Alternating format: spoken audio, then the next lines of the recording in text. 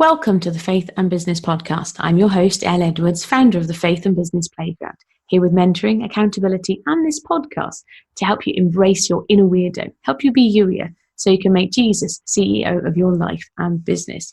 And I feel like I should take this moment to remind you that you don't have to do this on your own. We do have the Faith and Business Playground Facebook group where you can come and have daily encouragement, inspiration, and support.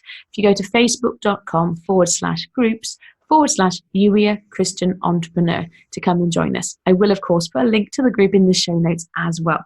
So if you've been listening along over the last couple of weeks, you will know that we've started writing a book together. So we've been exploring this idea of you loving your little weirdo, embracing your inner weirdo, so that you can be you. And I've been encouraging you with some daily writing prompts. So that's going to continue this week. And we're going to start today by looking at the real joy that is to be had in making Jesus your CEO. And I don't really mean that as just like a nice turn of phrase. Later in the week, we're going to be talking about what that can look like in real actionable terms. But really, the CEO of a company, the chief executive officer, is the person in charge, the person who makes, says how we're going to do things, sets the culture for the company, sets the agenda of how work is going to get done.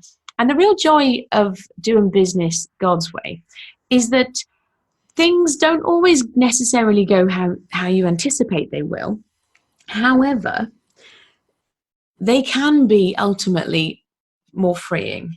And that's something else we're going to dig into in more detail later in the week. But I wanted just to give you an example of what I mean by this. So if you've been listening along fairly recently, a couple of weeks ago, I told you this is going to be a 6-week adventure because I anticipated that the book that is going to be formulated, the podcast is the starting point for the book Weird.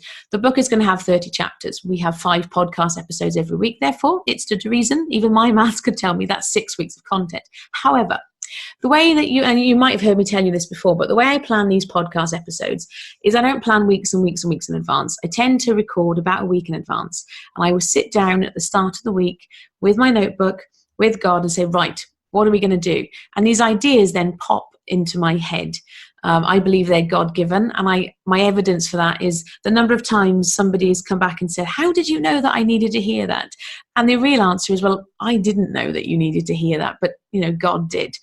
And so that's the way that the podcast is planned. So at the start of this week, I sat down with my notebook, as I always did, and said, right, what is this going to look like? Because I said to God, we've had a couple of weeks now of introductory type material. I spent some time sharing with you why it was really good for you to embrace your inner weirdo. I gave you some tips and some tricks how you might start doing that.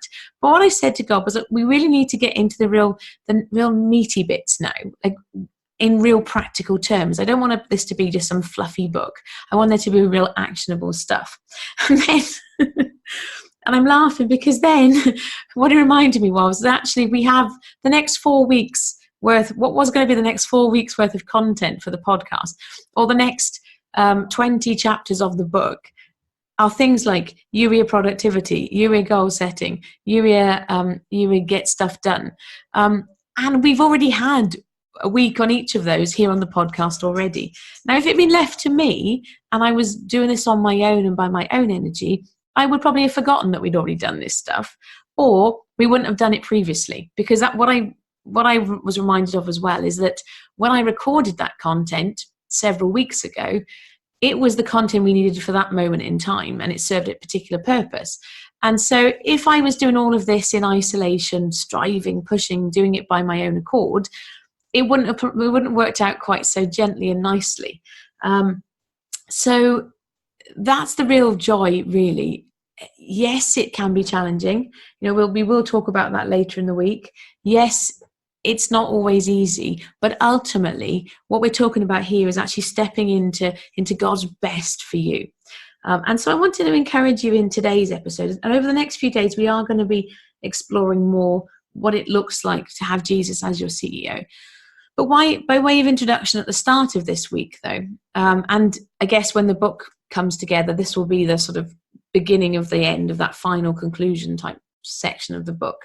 By the time somebody reads this in the book, they will already have all these things in place where they will be they will be embracing their inner weirdo. And so once you started doing that, what's the next natural step? How do we use that and bring it together? And to my mind, then it's about, okay, you need to make Jesus CEO of your life and your business. So today's episode really is just a quick introduction with a quick story, because what I would challenge you with and ask you to consider is that if you do business God's way, you will end up saving yourself time. You will ease the pressure. It will be more fun. You will find that you have energy that was come from places you didn't know you had energy. And so it really is like God's best for you. And it's not as if, I'm not suggesting for one moment this is like putting a penny in the slot and pull the handle and then sweeties come out the other end. It's not, or a genie in a bottle. It's not like that. This is about you in relationship. This is about you showing up full to the top with God's love, stepping into each brand new day, empowered with, walking in alongside with Jesus. That's ultimately what this is about.